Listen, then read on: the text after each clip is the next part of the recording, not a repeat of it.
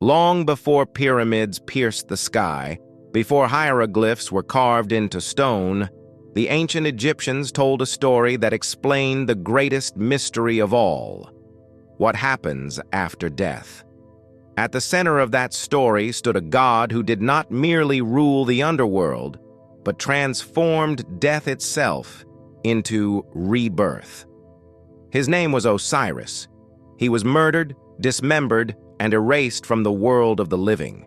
Yet through devotion, magic, and divine order, Osiris returned, not as a king of earth, but as the eternal ruler of the afterlife.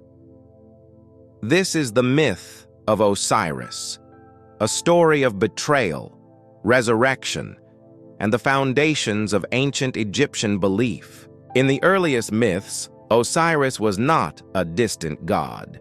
He walked among humans. Osiris was believed to be the first king of Egypt, ruling during a golden age of harmony and abundance. He taught humanity how to farm the land, cultivate grain, establish laws, and live according to Ma'at, the divine principle of truth, balance, and cosmic order. Under Osiris, Egypt prospered. By his side ruled his wife and sister Isis, goddess of magic and wisdom. Together they represented the ideal union of ruler and protector, king and queen, order and knowledge. But not all gods celebrated Osiris's reign. In the shadows watched his brother Set, god of chaos, storms, and destruction, a force that thrived on disorder. Set envied Osiris. Where Osiris was loved, Set was feared.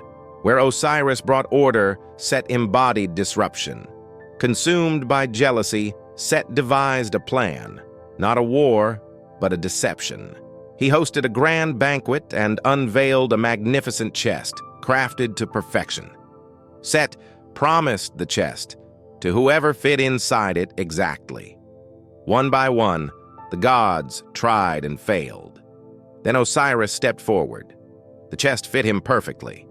The moment Osiris lay inside, Set slammed the lid shut, sealed it with molten lead, and cast it into the Nile. Osiris, king of Egypt, was dead. When Isis learned of Osiris's fate, she was devastated. But she did not surrender to grief. Disguised as a mortal woman, Isis traveled across Egypt and beyond, searching tirelessly for her husband's body.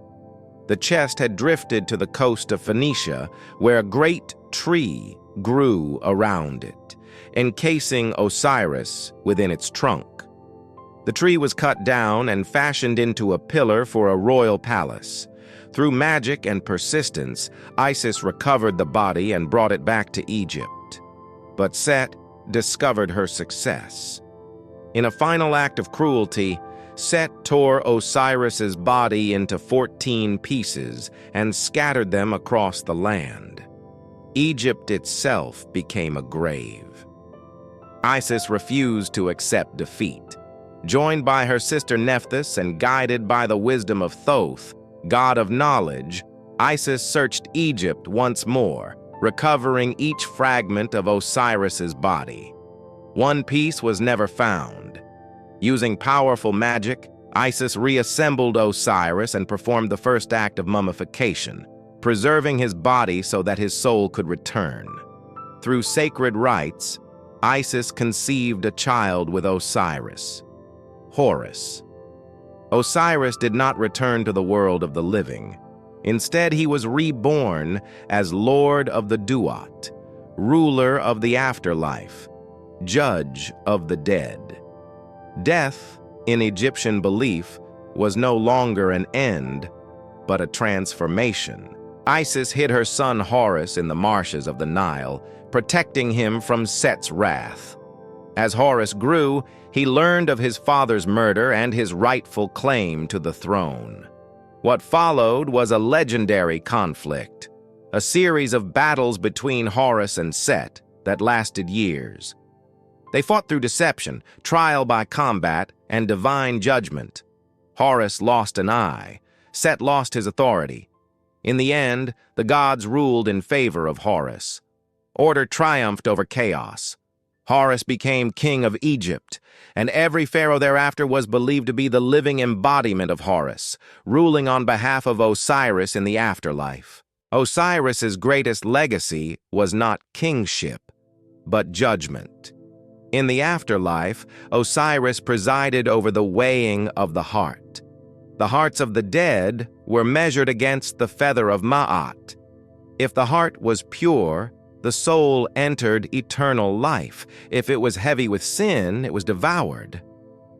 This belief shaped every aspect of Egyptian life, from burial practices to moral conduct.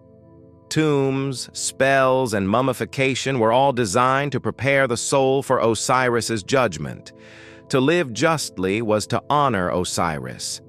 The myth of Osiris was more than a story.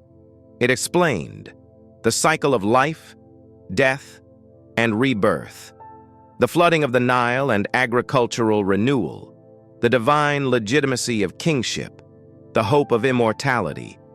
Osiris represented the promise that death could be overcome, not through force, but through balance, memory, and order.